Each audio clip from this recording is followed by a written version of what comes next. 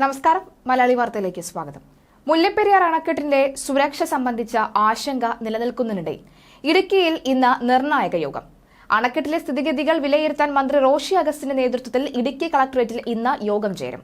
Dam തുറക്കേണ്ടി വന്നാൽ സ്വീകരിക്കേണ്ട മുൻകരുതലുകളും പുതിയ ഡാം വേണമെന്ന കേരളത്തിന്റെ ആവശ്യത്തിൽ കൈക്കൊള്ളേണ്ട തുടർ നടപടികളും യോഗം ചർച്ച ചെയ്യും. ഡാമിന്റെ സുരക്ഷയെ സംബന്ധിച്ച് ആശങ്ക പരത്തുന്ന പ്രചാരണങ്ങൾ സമൂഹമാധ്യമങ്ങളിലും സജീവമായ പശ്ചാത്തലത്തിൽ കൂടിയാണ് ഈ യോഗം. നേരത്തെ ഡാം ഡീകമ്മീഷൻ ചെയ്യണമെന്ന ആവശ്യം കേരളത്തിൽ നിന്നുള്ള എംപിമാർ പാർലമെന്റിൽ ഉന്നയിച്ചിരുന്നു. വിഷയത്തിൽ അടിയന്തര ഇടപെടൽ തേടി വിവിധ സംഘടനകളുടെ നേതൃത്വത്തിൽ പ്രതിഷേധവും ആരംഭിച്ചിട്ടുണ്ട്. മുല്ലപ്പെരിയാർ അണക്കെട്ടിന്റെ സുരക്ഷ സംബന്ധിച്ച് ആശങ്ക നിലനിൽക്കുന്നതിനിടയിൽ ഇടുക്കിയിൽ ഇന്ന് നിർണായക യോഗം ചേരുമ്പോൾ അണക്കെട്ടിലെ സ്ഥിതിഗതികളാണ് പ്രധാന വിഷയം. മന്ത്രി റോഷി അഗസ്റ്റിന്റെ നേതൃത്വത്തിൽ ഇടുക്കി കളക്ടറേറ്റിലാണ് യോഗം. ഡാം തുറക്കേണ്ടി വന്നാൽ സ്വീകരിക്കേണ്ട പ്രധാന നടപടി ഡീകമ്മീഷനുമായി ബന്ധപ്പെട്ടിട്ടുള്ള മറ്റു കാര്യങ്ങളാണ് ചർച്ച ചെയ്യാൻ പോകുന്നത്. ഇതിനിടെ കഴിഞ്ഞ ദിവസം മുല്ലപ്പെരിയാർ അണക്കെട്ടിൽ തമിഴ്നാട് പൊതുമരാമത്ത് വകുപ്പ് ചീഫ് എഞ്ചിനീയറുടെ നേതൃത്വത്തിലുള്ള സംഘം പരിശോധന നടത്തി.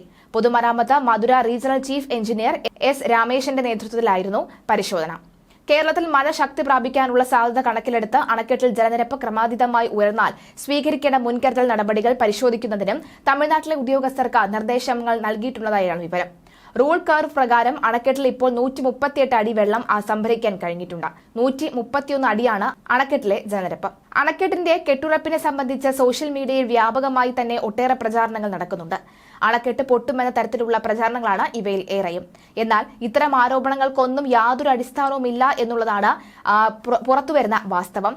എന്നാൽ പേടിക്കേണ്ട ചില കാര്യങ്ങൾ വസ്തുത ഉണ്ട് താനുമെന്ന് ചിലർ പറയുന്നുമുണ്ട്.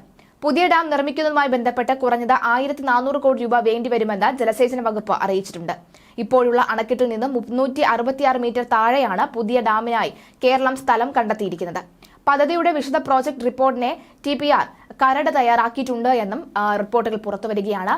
അങ്ങനെയെങ്കിൽ ഉടൻ തന്നെ ഡീകമ്മീഷനുമായി ബന്ധപ്പെട്ട നടപടിക്രമങ്ങൾ ആരംഭിക്കുകയോ നടക്കുമുള്ള ചോദ്യങ്ങളും ഉയരുകയാണ്.